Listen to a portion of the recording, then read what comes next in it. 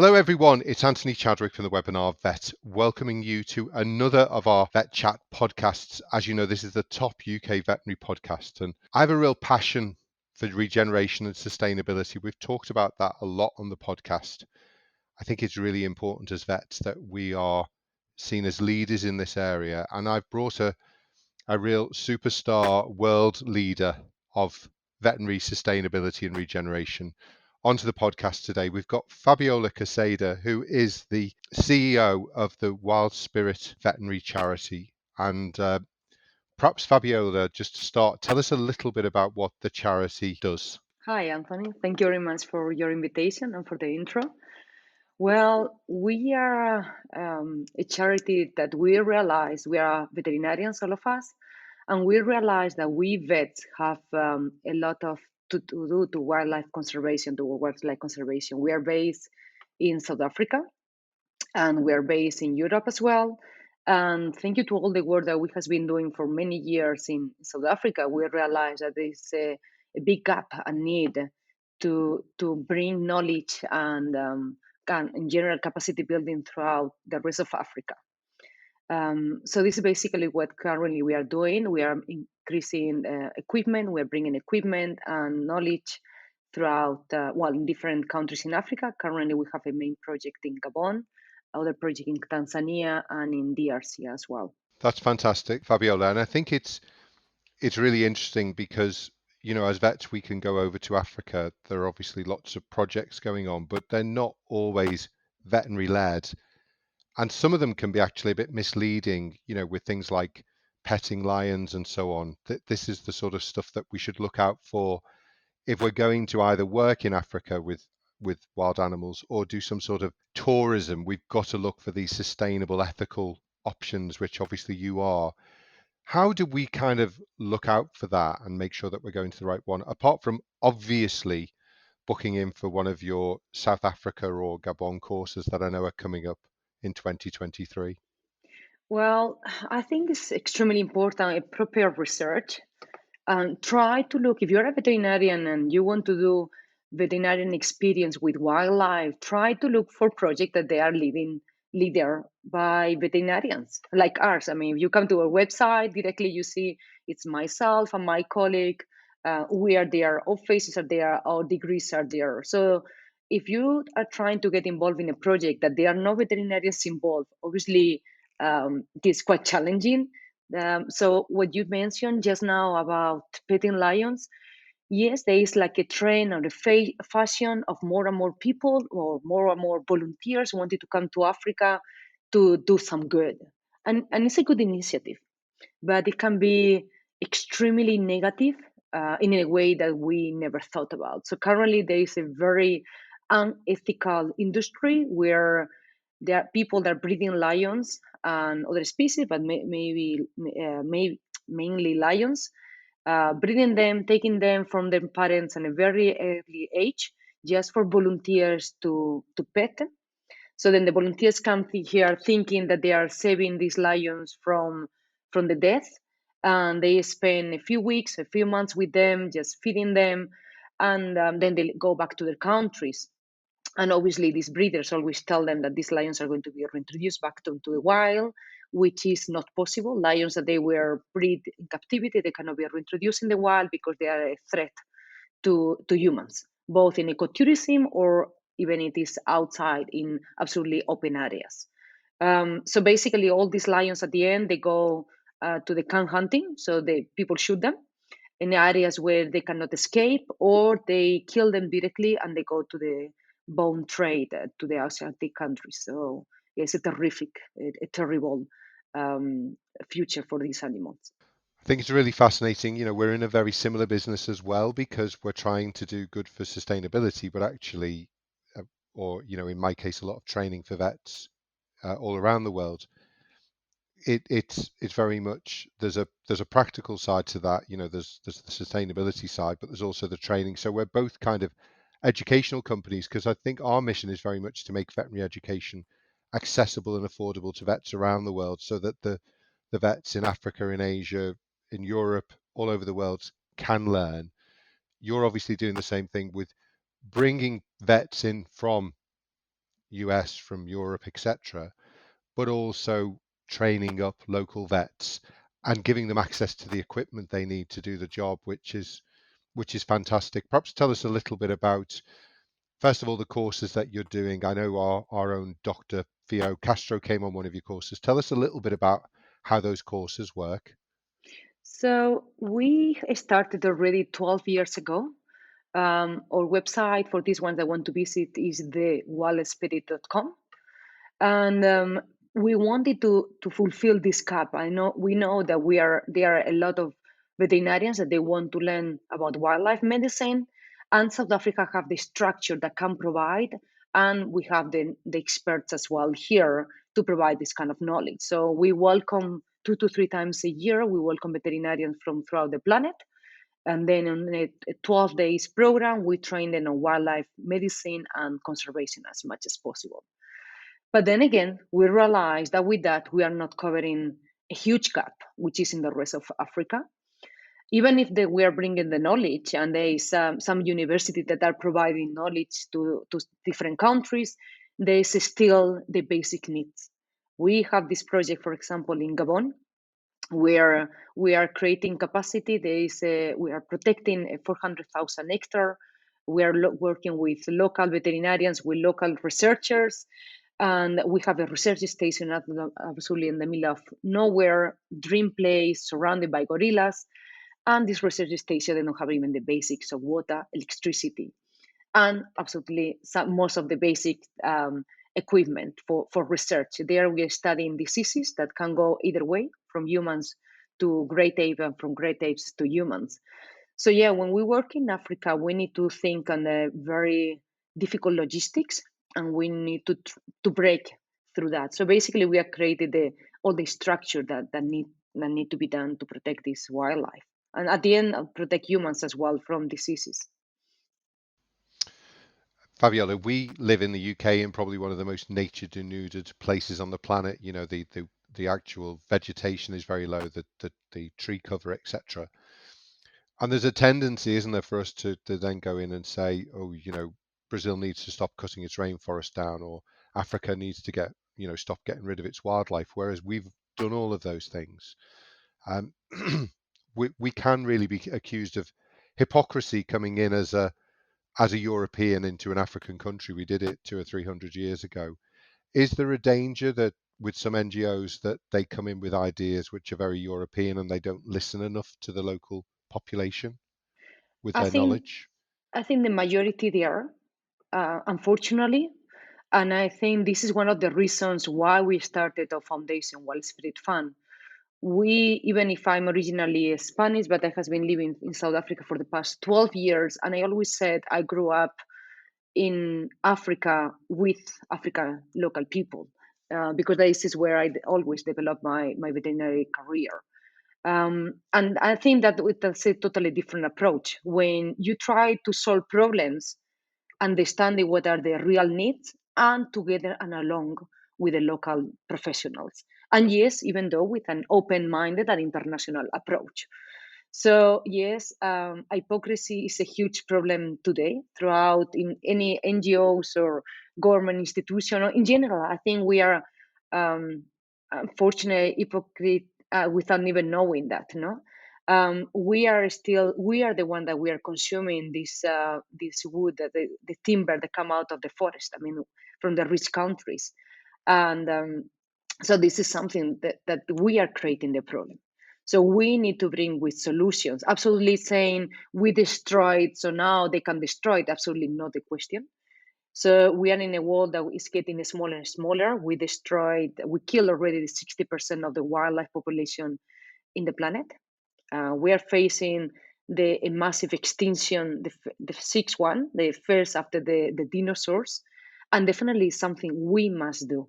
But to that require proper solutions, that they are practical solutions and they are sustainable solutions for the planet and for the local people as well.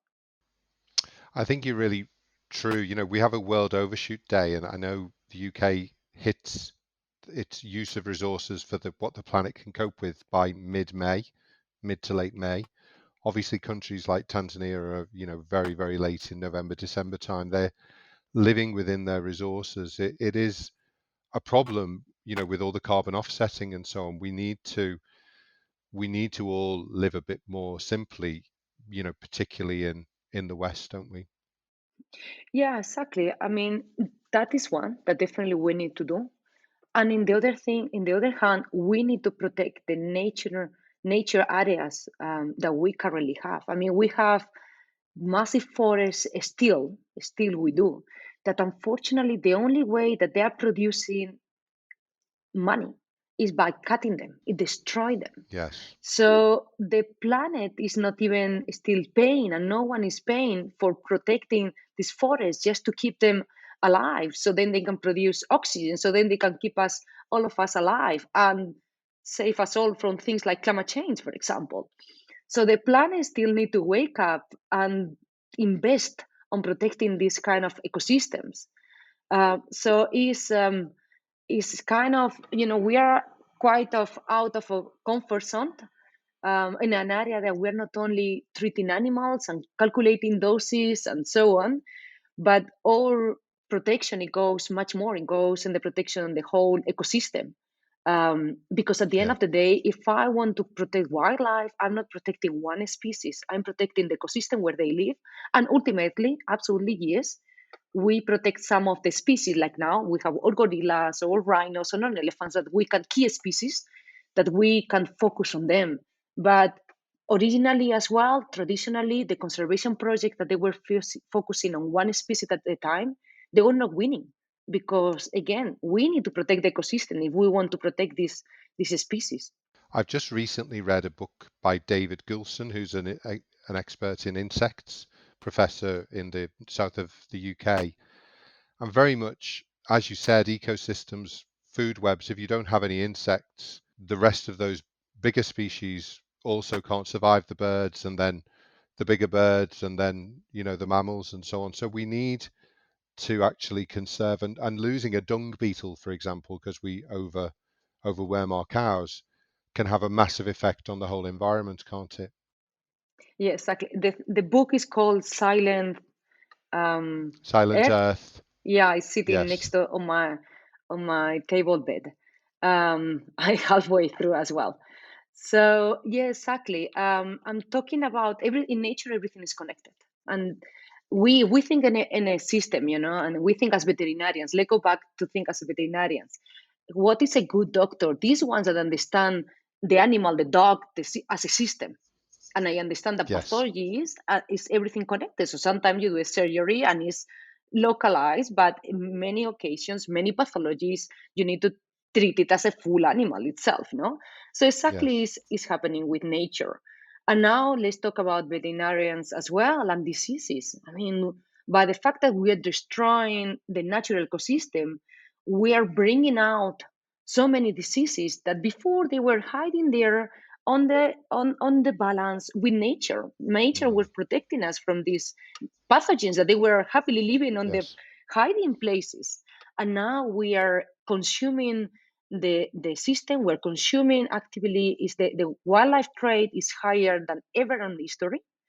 There's more human consuming, they're traveling more than ever.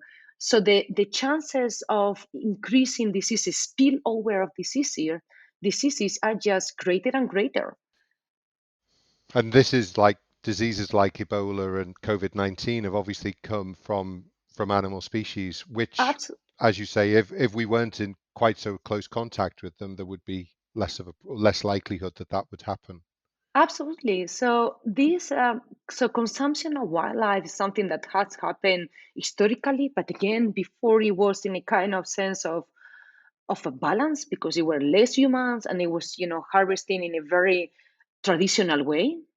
But Yeah, now it's a commodity. So it's yeah, for riches and more people want that. So not only that there is very much few wildlife, that the demand is way greater. So yes, exactly, we have things like Ebola, and we have like things like Ebola or like HIV that directly come from the consumption of wildlife. And I'm not going to go to the discussion of SARS, it came from bats or a lab, but the facts are there. And something that we are trying to do all throughout our foundation as well is the awareness of, if you just think of the amount of millions that we just spent on COVID, or the amount of million that they spent on Ebola to try to prevent more humans of getting this disease. However, how much millions it has been spent on protecting this wildlife and this ecosystem before? I can tell you zero or very, very little. And still today. So we're just waiting for new disease to occur to jump into humans. And it's just simply because we are not protecting wildlife. And it's really interesting, you were making the point, which I absolutely agree with. We have as vets, I think we're very good at looking holistically, which maybe even doctors don't do as well as us, but Yeah. certainly politicians don't. And I was at COP26, and there's all fine words said, but I think it's so important that this next decade is really pivotal. If we don't get it right this decade, Yeah. then we're in a real mess. Tell us a little bit about, you're talking a bit about it. What is the situation like for animals like rhinos and lions and elephants? And how does maybe the South African model differ from maybe models in places like Tanzania and Kenya? And what are your thoughts around that whole area of how we conserve these beautiful environments on which some very beautiful species and sometimes not very beautiful ones sit, but those not beautiful ones are still really important Yeah. for the whole environmental protection, aren't they?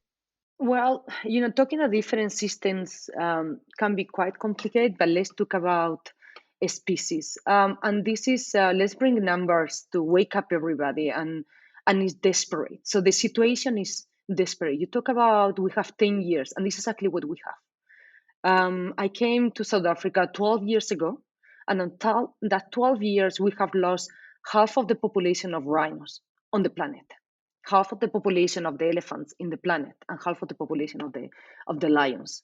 And this is and we are talking of the most iconic species on the planet. These ones that we all grow with a little teddy next to us, and we all dream, and we all grow up with the Lion King.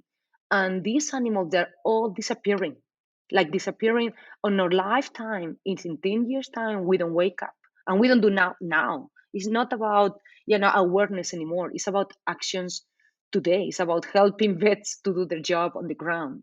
We're talking about there's left 25,000 or 23,000 lions in the wild, and that's it, the whole continent. We're talking about 7,000 cheetahs in the whole continent, about 300,000 elephants. In 2016, they were killed only 60,000 elephants. Now the average is every year between 10,000 and 30,000 elephants killed per Yeah, year. I mean, it's great, and this is happening today. I mean, in our yeah, conversation, every one elephant is killed every 15 minutes, and this is happening for the ivory. Rhinos are killed here in South Africa. I live in a reserve outside there where I live. They come and they kill them for the rhino horn actively, just because originally it was believed that the rhino horn it could be used as an aphrodisiac for in Asiatic countries. Now currently it's a commodity. So if one day rhinos go to extinction, these people, they have a commodity that it cannot be replaced. It's not even a diamond that you can look for it. It's gone. It's finished. yeah. So unfortunately, we are. This is the situation we are facing. So there are different areas. So we have the threats that we're talking here about is the human threats, is the greed of humans. Then is for looking for these specific species like elephants is just for the ivory. That's the only reason. Lions is just because of the trade, and now as well the just in the reserve where I'm living as well. There's a lot of just when they put a wire and the animals traps that they just The put and snares. snaring. Yeah. Thank you for the word. So I mean, and they're just looking for any kind of species, and this is something that is increasing and increasing. Then we're talking about the other threat is that the loss of the habitat. More and more humans More and Yes. more houses, there is no place for these poor animals to move around and to survive. And the poor, the ones that they manage, then there are diseases that we are triggering. That these diseases they are coming Yeah. from livestock and from humans to them.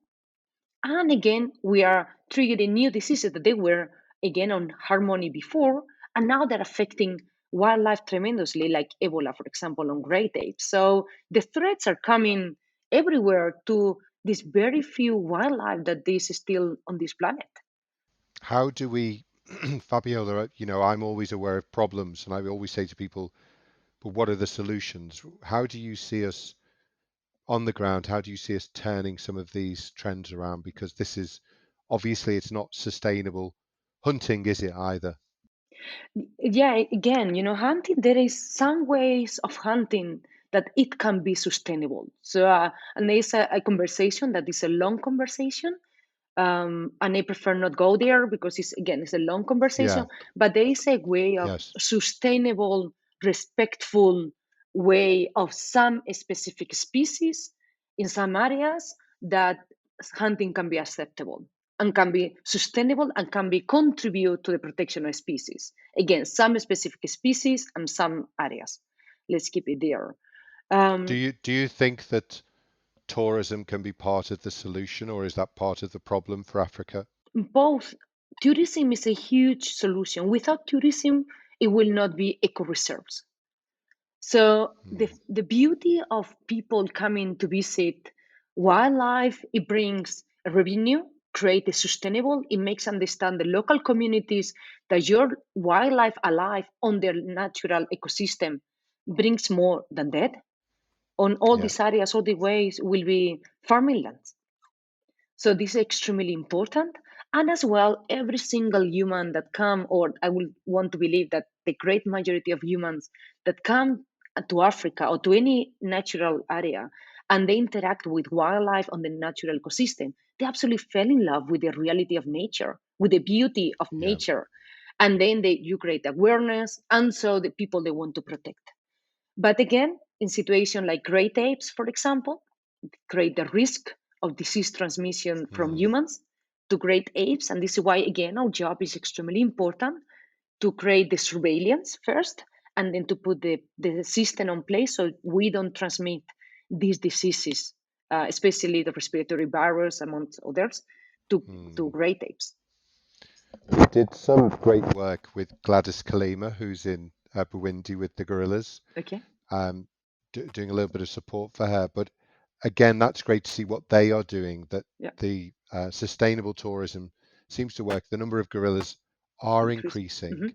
Um, but obviously, we need to have that distance if we're going to see them, that we're not going to give them flu or COVID or whatever. Yeah, yeah, exactly. I mean, the beauty of their work that they are doing there is absolutely it's amazing. But we're talking about numbers that they went down to 400 animals, and luckily they are increasing Yes, now. But yes, how much you had the whole planet with the eyes on this small little population, and you have top organizations in the planet around there to protect this population of gorillas, and that's amazing, and they must carry on. But now we need to remember that it's the rest of the continent that they leave attention as well. And the project I have, for example, in Gabon, I'm talking of the higher concentration of gorillas on great apes in the whole Gabon. I'm talking yes. about 20,000 great apes, and we have zero support just because we it's not so much media around and it was not so famous around, Mm, and because yes, we are not so the intervention, we are still on the phase of habituating these gorillas to human so then they can get yes. attention from us. I love the area that you were talking about there. I think you said 100,000 hectares, and I've just recently got control. Well, had a relationship with the council where we will get zero point 0.1 of a hectare in Yeah. my local area to grow Okay. a community orchard, which Yeah. will be for the people. And obviously, what you're doing is absolutely tremendous, but we shouldn't forget the power of individuals doing good as you are doing, but then within your foundation, all of us, I'm still a person of hope that we can turn this around, but it's obviously a really difficult situation as well, isn't it? I think there are. I must believe that there's hope. I need that to keep fighting. I think that's the only way that keep Yes. us going. The belief that we can make a change. And you know what? In the other hand, we are a lot of human destroying, but it's the first time of history that is a whole generation of people awake, ready to protect this planet. Yeah. So basically, what we need to learn to change is okay. Now we want to learn to protect this planet, and there are the hopes there. Now we just need to bring the next step is and say how we do it. But again, this mass of people is there. 20 years ago, it was not so many people that love wildlife, and they were aware of climate change, and they were aware that we need to do something. And so this is why I really believe, and I receive a welcome here to South Africa every year. A few about in total about 40 students every year, and there are people hunger. They really all they want to do is to know how they can do something to protect this planet. And absolutely, they are the hopes, but again, the action need to come now. It is not time for wait anymore. Hmm. Fabiola, how can we potentially help at Webinar Vet and Vet Chat? Is there some charitable giving that we can do with the charity Wild Spirit, or how do you think perhaps people listening to this, how can they help as well as the sort of practical things that hopefully they're all acting in a sustainably aware way? What can they do specifically for you? Well, we will love if they want absolutely engage and donate to our programs. So again, if they want to come and visit Wild Spirit Fund, that's the foundation there, and then we are welcome. You're welcome to go and have a look to our programs. To do own charity programs. Some people they have initiative and they want to create their own little donation programs and then be much more close to us. We are totally transparent on that. Then we have the projects as well. Come and visit the project that we have in Gabon. Come, you guys are welcome. We are open as well to collaborations with universities. Uh, Again, we have research projects, and within the universities, and therefore their funds to run the projects. And then, absolutely, we have the projects as well here in South Africa that for these veterinarians that they want to come and join us and learn on the ground, they're most welcome as well to come and join us. Fabiola, it's been fantastic speaking to you. You're so inspirational. Thanks for all the great work you do. Muchas gracias. And I hope to see you soon. Hasta pronto. See you soon. Thank you very much, and I'm looking forward to chat with you soon again. Thank you so much, Fabiola. Adios. Adios. Thank you.